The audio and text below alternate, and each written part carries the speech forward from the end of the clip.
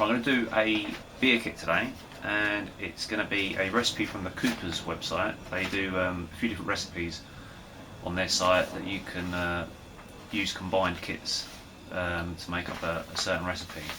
This one's going to be a Saison, and it gives you a little printout. You can print out exactly what you need, tells you a bit about the beer.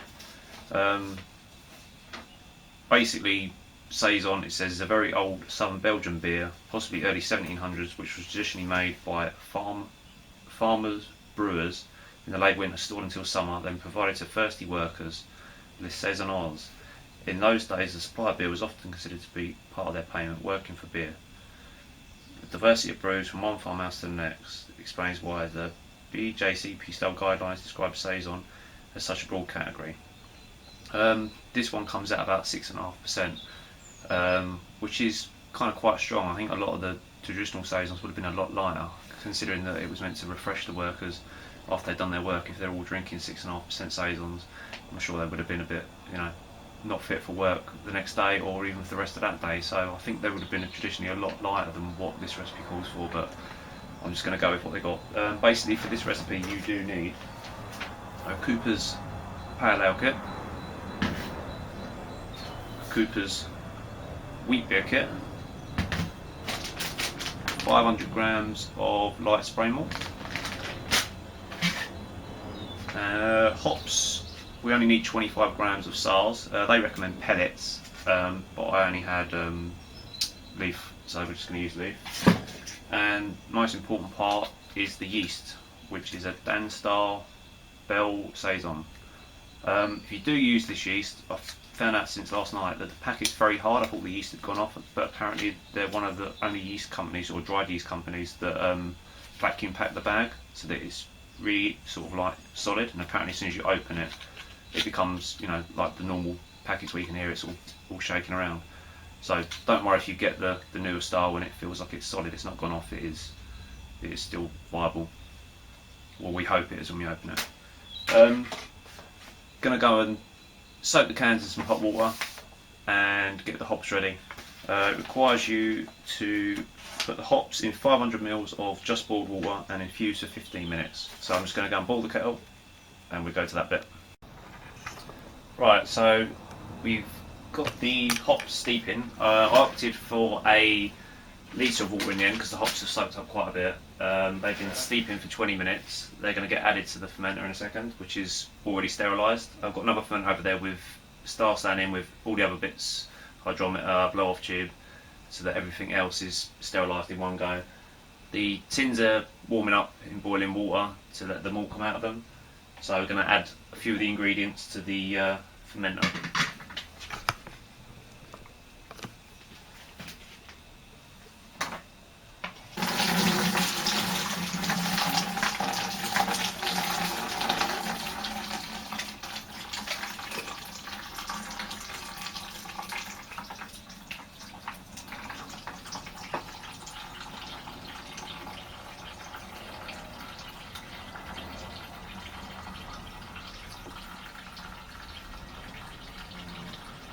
While that's straining off, we're going to open one of the tins.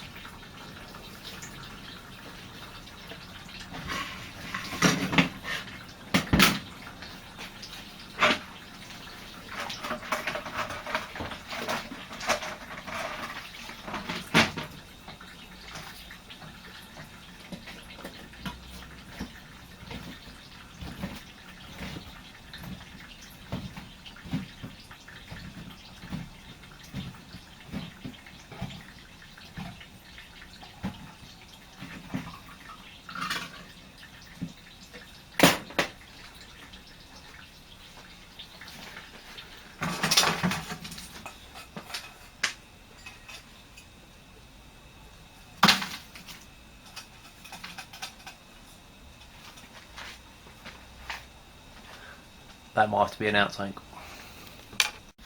As you can see, I had a bit of a disaster. I didn't have my usual sieve with me, so the hops kind of all just fell in the fermenter. I don't know how I didn't swear, but I've strained it back out, re-sanitised the fermenter, so I'm now going to put some of the ingredients back into the fermenter again, hopefully without making a mess.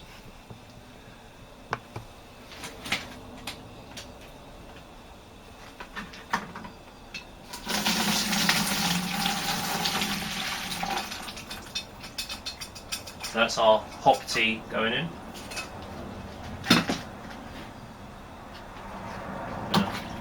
Add the 2 tins of malt. That's the Cooper's Pale Ale. I'm going to get some hot water in a minute to rinse these tins out. And then the Cooper's Wheat Beer as well.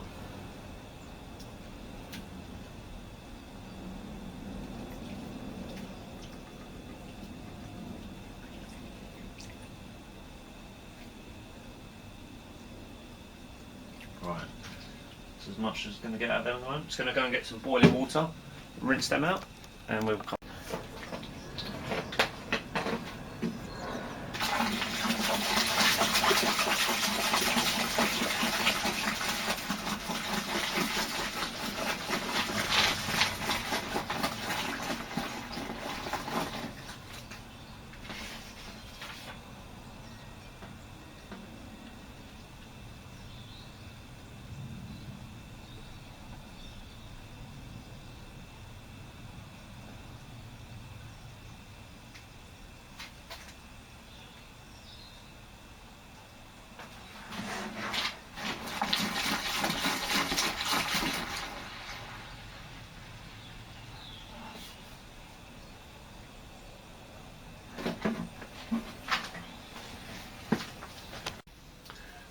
Right, that pretty much wraps it up. I rehydrated the yeast with 100 ml of water, which it says to do on the packet.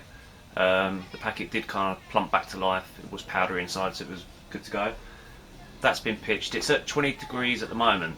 But the thing about the yeast and this recipe is, it says on here that despite such variation, one could argue that the essence of Saison comes from the yeast. It's a highly carbonated bottle conditioned ale which often displays quite funky characters such as fruity, spicy, peppery cloves.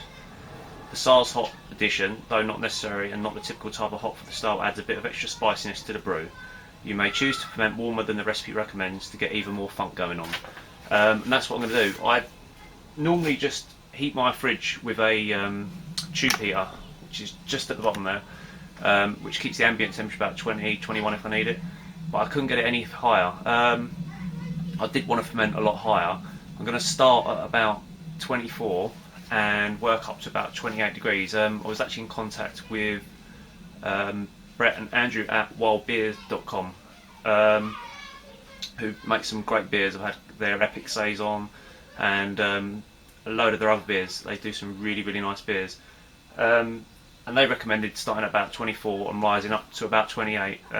They use a much different yeast. I think it's a Y yeast, French Saison yeast, but I'm going to try and do the same with this yeast and see how it goes.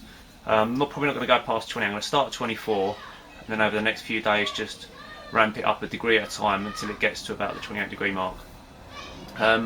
Which also brings me on to the fact that because this yeast will ferment a lot warmer, and this recipe can call for it, this would be a good recipe for a lot of people that don't have temperature control, because you could just allow the yeast to rise, the temperature to rise, sorry, and it wouldn't really affect the beer. It would just give you that flavour. That is, of course, if you like that flavour, you know, that you get at the end of it.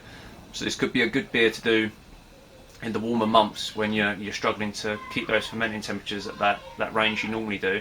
You wouldn't have to worry because you could chuck the yeast in and let it do its magic. That's pretty much it. This hasn't really been a how-to, but just how I'm doing this particular recipe. I plan to do a few more from the range. Some of them can quite be expensive. They involve kind of 3 or 4 Cooper's kits, and then it's getting quite costly. This one only involved 2. But I have seen that Cooper's do actually sell what I've done as a kit in certain places. So you get everything, the malt, the packet of hops, the 2 tins, and the yeast in one kind of packet, and I think it works out a lot cheaper than buying them all separately. So that's quite a good thing. I mean, not many beer kit suppliers say that they like, here's our kit, but you can tweak it and make it better. I think they're the only company that do that, and sort of like willing to say, look, here's our kit, it's good, but we can make it even better and give you the stuff to do it. You can't knock that. So, and they've got a great wealth of information on their website. You can even go on the forums. A lot of people have done the recipes and get the information from there.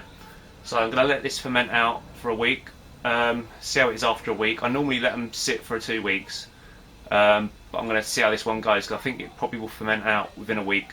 And the gravity, I've got about 1060 starting gravity. They say that it goes down to about 1004 to 1008. So we'll see how it goes. And then after that I'm going to do a bit of bottling, and then hopefully I'm going to send a few out to a few people so they can see what it's like and give them a little bit more inspiration to do their own Cooper's kits. Cheers.